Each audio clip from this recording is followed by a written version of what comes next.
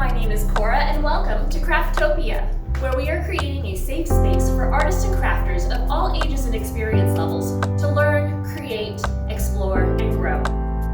I'd like to invite you to check out our website at www.crafttopiawa.com, where you can learn more about our organization and vision and see a list of upcoming classes.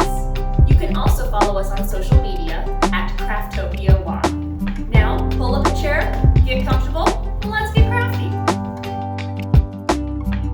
Hi friends, today we're going to make some fun, beautiful, sparkly tulips to welcome in upcoming spring, which cannot get here soon enough if you ask me. If you're using a kit from Craftopia, then you should have enough materials to make at least 3 tulips. If you decide to make your tulips a little smaller, or if you have a bigger piece of paper, you might be able to get 2 tulips onto a sheet as well. So your kit has a little printed picture of a tulip that you can use as a guide either to trace or to use as your drawing. I unfortunately left mine at home, so you are going to be subject to my abilities to try and draw. I am definitely not the best drawer, but that is okay. I will try my hardest here. So, if you've got your cutout, I recommend trimming it out of your paper, and then you can trace around on your paper and get that happy shape. Again, being very brave here using pen, so I can't even erase. I'm going to just try and freehand my tulips. So I'm starting with a big old W. I'm probably going to want it a little bigger than that, but that's okay. And then big U on the bottom, and I missed that little point. Okay, my tulip's not going to be perfectly symmetrical, but that doesn't matter. Once you've got your tulips traced, go ahead and cut them out.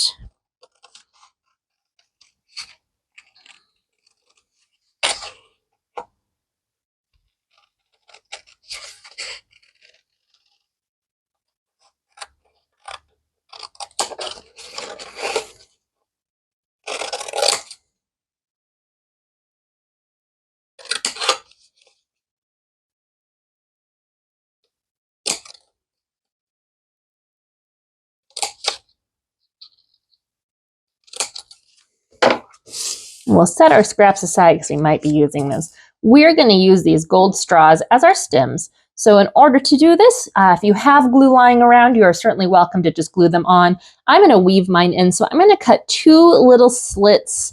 If you want a little bit more stability, you can also do 3 slits in my tulip in order to weave my straw through. So a couple of options as far as cutting your slits. If you bend your tulip over, you can just do a quick little snip, and then you've got your slit in there.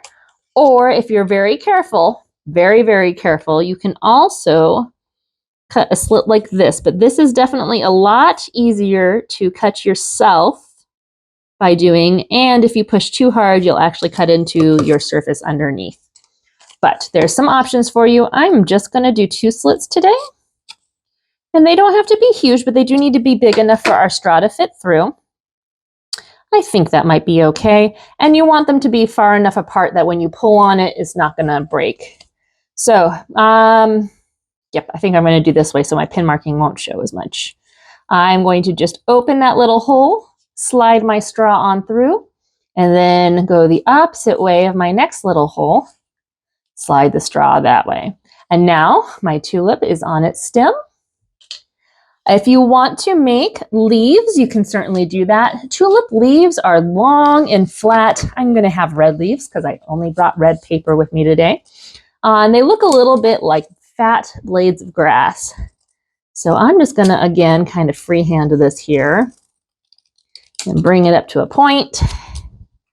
And we'll smooth it out a little bit on the other side. And however many scraps of paper you have, you can make however many leaves you want.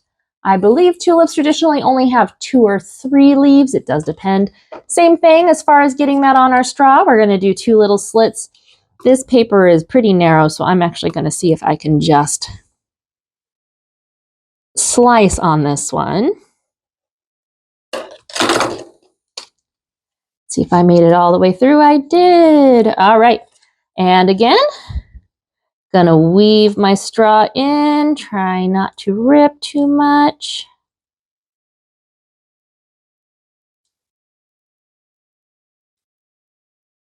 Ta-da!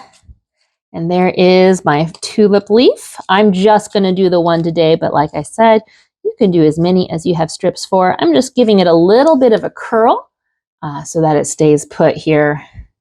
And then last but not least, you have a little ladybug and a little bee in your kit. These are adhesive, so they've got a little piece of paper on the back there that you should be able to just pull right off and then place either on your flower or on its leaf, wherever you want. And now you have a lovely little bouquet of paper tulip flowers to get you feeling springy on some cold winter days. I hope you enjoyed this craft, and I look forward to getting crafty with you again soon. We hope you had a good time crafting with us today. If you have any questions regarding this project, feel free to leave a comment below or send us an email at info@crafttopiawa.com. And be sure to hit that subscribe button so you won't miss out on any future crafty goodness. Until next time!